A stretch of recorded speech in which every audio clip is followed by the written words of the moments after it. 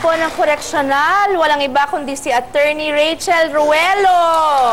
Magandang hapon po, ma'am. Magandang hapon, Sharon. It's so nice to see you again. Dahil nung sa dati ko pong show, napadalaw po ako sa inyo. Remember, we spent, well, a little Christmas celebration with your inmates also. Ang mga anak nyo po. Yung pagdalaw mo na yun, Sharon, labis-labis ang kaligayahan nila. Naku. Kaya ako mismo, labis na nagpapasalamat din sa'yo. At labis-labis din naman po ang pasasalamat namin sa pagbibigay nyo sa amin ng pagkakataong pasiyahin sila. Ayan po. Ma'am, ano po ang kadalasang tawag sa inyo ng mga inmates? Ma'am, siyempre, kasi Ma'am pa rin, bilang paggalang nila sa akin at sa lahat naman ng mga empleyado ng koreksyonal, ma'am o sir at sa ating mga bisita. Opo, pero talagang hindi po maikakaila na talagang parang naging ina na po ang pagtingin ng mga inmates ng Correctional Institute for Women sa inyo. Totoo yan, Sharon, kasi kadalasan pagka meron tayong mga programa, ang MC natin, minsan inmate, minsan empleyado, minsan naman mga tagalabas, yung mga guest natin, ang tawag nila sa akin, pagtatawagin na ako, introduce nila, o yung pinakananay ng Correctional Institution for Women. Attorney po kasi kayo, hindi po ba? Believe naman ako talaga. Bukod po sa pagtulong nyo naman sa mga preso, kayo din daw po ang nagtataguyod sa kapatid nyo na iniwan ng kanyang asawa. So, hindi na po kayo nag-asawa, pero may tinataguyod po kayong sister na ilang taon nyo na po siyang inaalagaan. Pagbuhat po nung isa pa lang yung kanyang anak, nandiyan na ako para tumulong sa kanya. So ngayon po malaki ngayon na yung... Po, may mga apo na, hanggang sa apo, hanggat kaya ko, tumutulong po ako. Ayun na, nandito po siya ngayon ang inyong kapatid. Ayan po, kasama natin sa audience, si Ginang Rosa Radia. Ayan. Ma'am Rosa, ano pong klaseng tita si attorney sa inyong mga anak? At anong klaseng kapatid po siya sa inyo, sa tingin ninyo? Para sa aking mga anak, siya ay para na rin talagang tunay na ina, tunay na lola. Sobra-sobra ang pagtulong niya sa mga anak ko. Gaano niyo po kamahal si attorney? Siyempre, mahal na mahal po namin siya kasi kung hindi sa kanya, hindi kami makakaraos ng mga anak ko. Kasi parang pambihirang kapatid po siya, ano po? Hindi po lahat ng kapatid ganyan ang pagmamahal sa kapatid niya. Ano po ang pakiramdam po, attorney, kapag kayo'y tinatawag na ina ng koreksyonal? Nandun naman yung aking nararamdaman ko naman na bilang ina. Nandun talaga lahat ginagawa ko para sa kanila. Kasi mga babae, mga nanay, mga ate, mga kaibigan, mga kapatid. At minsan nga, o kadalasan, hindi pa ako umuwi na Sabado at Linggo. At palaging kapakanan nila ang aking iniisip. Yung hanggat maaari hindi sila mahirapan. Kasi lalo na napakaraming taon na nakapiit sila na hindi pa alam kung kailan darating yung kalayaan. Pag meron po kayong nababalitaan na nakalaya, na alaga po ninyo sa koreksyonal, tapos nakalaya po, tapos biglang bumalik sa maling gawain, ano po ang pakiramdam nun? Nanghihinayang ako para sa kanya dahil ang napakaraming taon na nakakulong ka, paglaya mo, naligaw ka pa rin ng landas. Gusto ko lang po mag-greet sa kanilang lahat na nanonood sa atin sa koreksyonal. Magandang araw sa inyong lahat, mga kapatid namin dyan. Sana po isang araw makabalik uli kami dyan, bigyan kayo ulit ng kaligayahan. Actually, hindi sana. Promise po namin yan, babalik kami dyan. Ayan, alam na ng staff ko. Payag po kayo, attorney? Siyempre. Anytime. Okay? Anytime.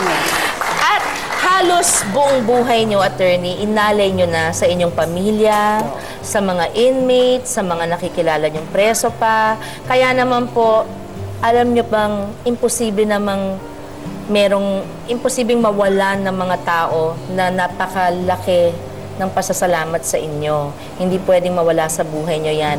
At panoorin po natin to para po alam ninyo ang aking sinasabi. Marami siyang binago talaga. Hindi mo makikita ang correctional doon na ganito ka maaliwalas despite na congested kami. Madami siyang innovation para lang maging humane ang tirahan ng ating mga inmates. Yung ano niya sa mga inmate, kagaya ko, matulungin siya. Kaya wala kami masabi sa kanya, napakabait nito. Yung nakulong ko sa korreksyonal, naging orderly po niya ako sa opisina. Hanggang na tulungan niya ako sa sa parol. Paglaya ko. Ay, mabait po si ma'am. Mabait po siya. Kung anong makain niya, makain ko rin. 7 years po ako doon sa koreksyonal. Siya ay tumulong sa akin hanggat nakalaya ako. Hanggang kaasawa na ako, siya pa rin lang tumutulong sa akin. Pati mga anak ko po, siya po yung nagpapaaral. Mahal na mahal ko yung attorney. Hindi niya kami binibilang-bilanggo. Parang panglaya rin tingin niya sa akin. Nagpapasalamat po ako sa kanya dahil sa loob po ng 7 taon na aking pagkakulong, nakita ko ang pagbabago ko. Siya na tumayo bilang tunay na magulang namin. Antayin niya pa rin sa amin parang tunay na anak. Pagsusuporta niya sa amin, pag-aalaga niya sa amin. Message ko kay Mama, thank you sa lahat. Salamat po sa lahat, sa pag-aalaga niyo po sa amin. Mag-iingat ka po lagi. Mahal na mahal po kita.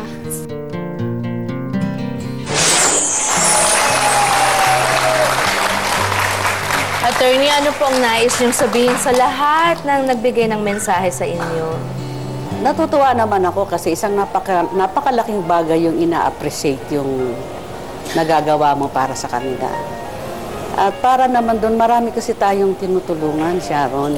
So maraming manonood dyan na magsasabing hindi pa kami nakasama doon na dapat magsalita sa mga tinutulungan ni attorney.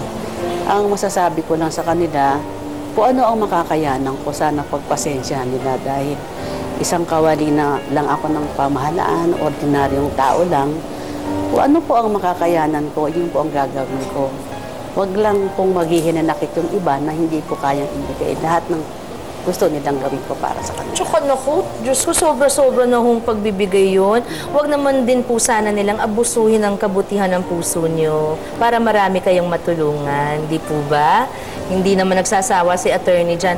Maraming salamat po. Higit pa po sa kanyang tungkulin. Isa po siyang ina para sa mga babaeng minsan ang naligaw ng landas.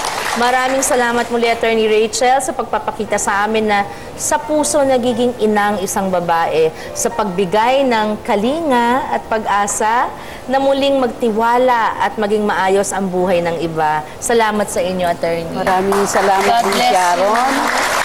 Maraming salamat sa show mo sa pagbibigay ng pagkakataon na malaman ng iba din o ng nakakarami ang kalagahan ng pagtulong.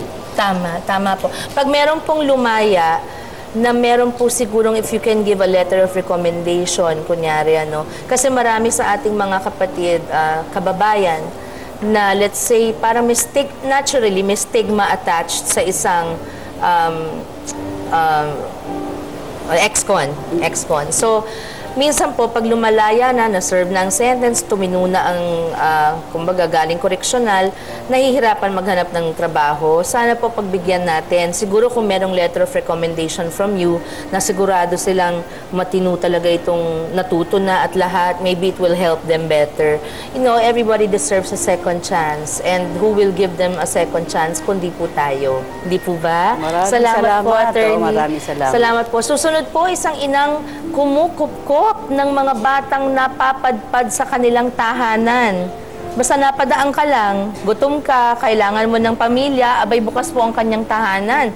Makakasama po natin si Junk Shop Mommy sa pagbabalik ng Kasama Mo Kapatid. Thank you po.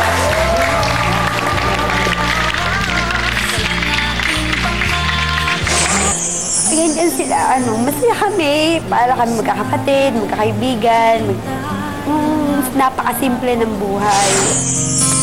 Kailan